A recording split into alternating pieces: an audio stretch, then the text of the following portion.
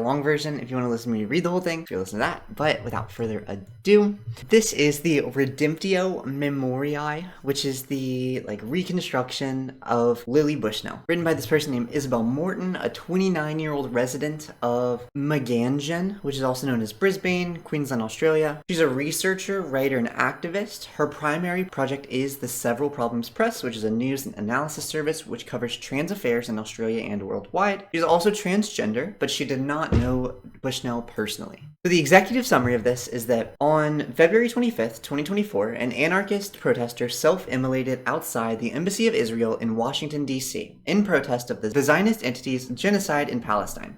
The protester, who later died in the hospital, self-identified and was identified by media as Aaron James Bushnell. Certain information published regarding Bushnell's death by Bushnell and others caused culturally sensitive questions to be raised among some members of the trans community. In the interest of resolving these questions, she launched an inquiry. Based on the findings in that inquiry, she concluded that Bushnell may have preferred to have been known as Lily, used she/her pronouns in addition to he/him, and been a semi-closeted trans woman or trans feminine person. The substance of these findings and the limitations and ethical quandaries surrounding this inquiry are discussed. And then for the rest of the sections, I just summarized it. Again, if you want to get the long version, watch the other video. Introduction includes background regarding Bushnell, as well as some context surrounding this specific event. The actual background section, some specific important information was that Bushnell is an E4 Cyber Defense Operations Service person. E4 basically means he's a level 4 military enlisted individual, and that also means that he served somewhere between a year and a half to a little over 2 years in the Air Force, based on how long it takes to get that rank. Her stated motivation was political protest of the Zionist entity's colonization and genocide in Palestine, and specifically the complicit behaviors of the United States and its allies. There's actually a statement from the Self-Immolation Day.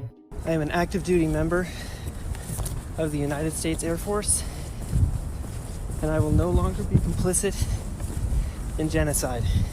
I'm about to engage in an extreme act of protest, but compared to what people have been experiencing in Palestine at the hands of their colonizers, it's not extreme at all. This is what our ruling class has decided will be normal for all.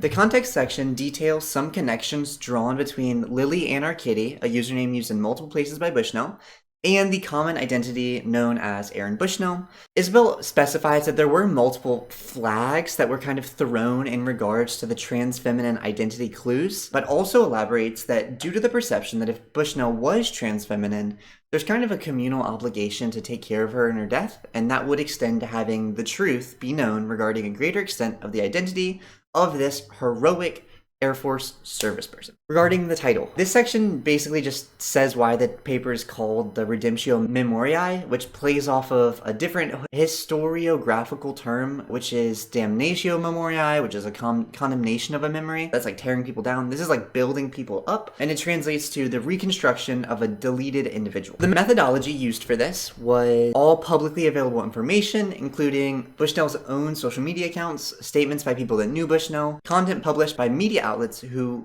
Bushnell had contacted, as well as content published by other media outlets. The Bushnell social media account section details various social media accounts that were owned and operated by Bushnell. It does include various accounts with usernames like Lily and Our Kitty, Aaron Bushnell 94, AceBush1, which is an old username. It also discusses the other media accounts used, such as her Discord, and the specific informations that she put into these accounts, and the information that she operated the accounts under, because it wasn't always for the whole app, such as pronoun sets, bio, display name, and more. The individuals who communicated with Bushnell section discusses people that had communicated with Bushnell directly, including people who spoke to CrimeThink or people Isabel had independently verified. The media outlets who Bushnell contacted section just discusses the media outlets who Bushnell contacted. Other media outlets section includes any other media coverage of the incident and of Bushnell's life in this category. The results and interpretation section discusses the evidence both for and against the idea that Bushnell, Air Force service person, took the identity of Lily as a form of gender expression, as compared to a variety of other reasons. The evidence in favor section discusses all of the various evidences in favor. It's split up into subcategories. The first one being Bushnell used the name Lily. So this section details the usage of Lily and the username Lily and Our Kitty by Bushnell. It's also noted that this name and username was utilized in a variety of online spaces, 7 or more based on what I could count from the paper.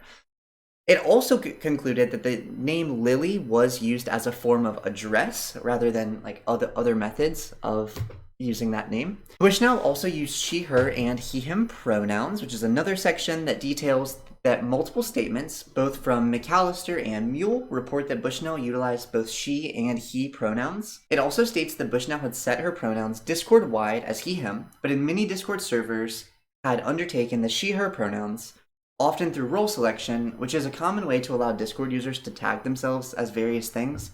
I won't get too in the weeds, but basically on Discord, you can set your whole profile to have certain pronouns, but on the specific servers, there's also like bots that you can click an emoji react to, and it'll give you that role. So that would be the difference as like Discord-wide versus like server-specific. This section also lets us know that while the pronoun preference of Bushnell is not specifically known, in the interviews that Isabel conducted with Mule, A, and B, she and her were used primarily, other than an initial he, him by Mule, which was done in order to establish the connection to the identity of Aaron as that of Lily and our kitty. The Bushnell did this as gender expression section. In this section, Isabel explored multiple hypotheses, both in support of and against the idea that Bushnell did this as gender expression. She proposes the following theories, and then, they're all different, so they're not the same theory, but the first is that it was gender expression, and multiple statements would indicate Bushnell as a trans person, or as gender fluid, and that those are statements from Abe, Mule. Another could be that this was like a cat-themed persona. This theory kind of proposes that Lily was Bushnell's cat's name. This is refuted as the cat's name was Sugar, but anything is possible, I guess. Additionally, the profile picture used on the Discord was that of Lyanna Mormont, not the cat, which would weaken this connection even further. Another theory was that Lily Anarchitty was created for privacy-oriented reasons, as a privacy-oriented persona. Here, Isabel discusses the argument that anarchists often undergo different gendered names to maintain privacy. This was refuted due to the fact that there was no objective need for this from Bushnell. There was also no subjective need from Bushnell, especially because Bushnell commonly Fed posted or promoted anarchism, government criticism, and decrying the Air Force on her main account linked to her legal identity. That kind of nips that one in the bud. Isabel also discusses the poor choice of platforms if this were to be true at the privacy-oriented persona theory. In addition, the security ops of this, if the theory were to be true, just don't really make sense. Given her history and position as a cyber defense operations tech in the Air Force, Bushnell would not have made so many careless and casual mistakes had she wanted the various tentacles of her online identity to remain separate. The Bushnell was Lily at the time of her death section. In this, Isabel believes that the data available is sufficient to establish that Bushnell called herself Lily and she, her, and she did so to express a gender identity. She also discusses when this identity came to be, and she details multiple account creations and timelines that would imply that Bushnell was actively utilizing the Lily name, the Lily Anarchitty handle, up right until the time of her death. This is further enforced by the fact that her Twitch handle was, in fact, the Lily Anarchitty username, and this was the Twitch where she streamed the self-immolation. In the evidence against section, we learn that despite all of the evidence in support of this, there is some degree of evidence that would point to Bushnell identifying as a cisgender man. Isabel discusses that in this section. Specifically, Bushnell repeatedly self-identified as a cis man or similar. This section tells us that one point that points to not trans would be that Bushnell repeatedly identified as a cis man to friends, family, as well as within online self-reference. For example, calling herself a guy or a man. Bushnell's friends also consistently identified her as a cis man. Multiple people that knew Bushnell in real life claim to know Bushnell as a cis man, not straight, not gay. Isabel does have a reinterpretation section where, in this section, she discusses whether or not the facts against outweigh the facts for the trans identity, or the potential trans identity, I should say, and comes to a few theoretical points and theories as to why Bushnell may have continued to identify as a cis man, he, him, to the media at the time of her death. One theory is that Bushnell may have been in the closet. In this section, Isabel discusses the possibility of Bushnell having been in the closet. She discusses the evolving self-determination and self-identity of individuals and points out that Bushnell's identity had been evolving for years prior to this point. Just because she had a self-conceptualization of herself as Lily, she, her, at the time of her death does not mean that she has had it always. Isabel also discusses the closet and various factors in Bushnell's life that could have led to the closet being a place where Bushnell felt safest to reside. Additionally, she mentions that while Aaron did identify as a man, when Bushnell was operating under the username of Lily, there were no self-IDs as a man. This is consistent with attested identity curation and separation tactics that many trans users utilize. Additionally, another section in this paper is that Bushnell did have a strong strategic motive to die in the closet. So in this, Isabel kind of details some of the reasons that it may have been more beneficial for Bushnell to die in the closet rather than attempt to push the felt identity that she held. And this could be because that Bushnell's actions were meant to get the furthest impact, right? And Bushnell understood her role in this as the one undergoing this act of political protest. In order to get the most impact, Bushnell may have chosen to continue to identify as Aaron Bushnell, he, him, United States Air Force serviceman, in order to make the biggest impact to those who are the center of the endowed class. In other words, Bushnell may have utilized an identity that will resonate more deeply with more of the people that she may have deemed as problematic in belief. Additionally, Isabel discusses that historically, trans women are at an extreme positional disadvantage when it comes to American public discourse, as shown by the discreditation of many trans women in the past. She says that trans women are seen as the women of women, to detail this point. She also says, moreover, the commonplace social murder of trans women, coupled with a high suicide rate resulting from trans misogyny and other vectors of minority stress, contributes to a perception that we are simply meant to die, and a consequent desensitization to our deaths. In plainer language, the effectiveness of Bushnell's action would have been significantly diminished had it been immediately possible to frame her as simply another unhinged troon joining the 41%. To conclude this section, Isabel states that if Bushnell was one of us, trans women, then she had overriding operational justification for hiding it, and that to the extent that the contrary evidence weighed against the initial evidence, it was not sufficient to negate it. In the discussion section, Isabel discusses various things, including the limitations of the study that she conducted, questions that remain, results found, as well as a discussion of the ethics around this kind of investigation.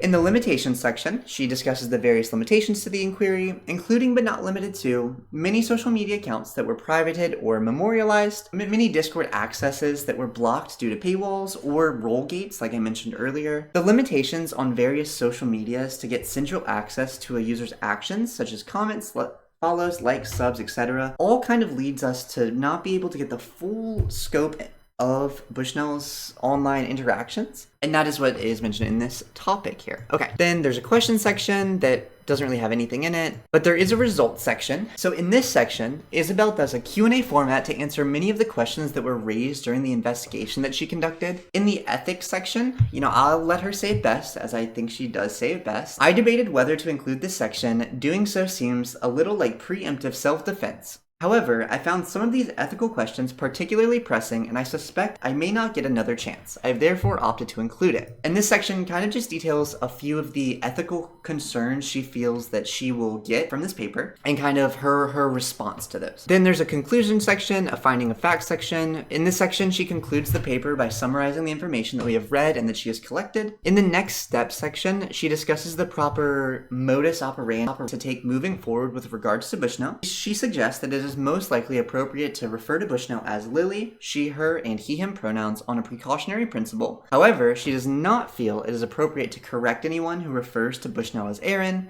or he, him, given the fact that Bushnell chose to identify that way in the final communications to media outlets. Additionally, she also does not feel it's appropriate to contact Bushnell's friends or family to discuss this more, particularly due to the loss that they are feeling from the death of Bushnell, as well as that there's no really temporal urgency here, and it would just be stressing out the grieving. Another impression that I get from this is that this discussion is not meant to be one that overrides or replaces the heroic act that Bushnell did for the Palestinian people, but rather one that can help us better understand who this person is and why they may have acted in the ways that they did, as like kind of in addition to the information that we already know, rather than like a replacement of. if that makes sense. Then there's the references section, and in this section, Isabel references the 100+ resources she used, but that's just like a source list. So no really like original thoughts, just formatted responses. Anyways, that is the summary. So thank you for listening, and yeah, the long video is all going to be up as well. Now I have to go read the other half.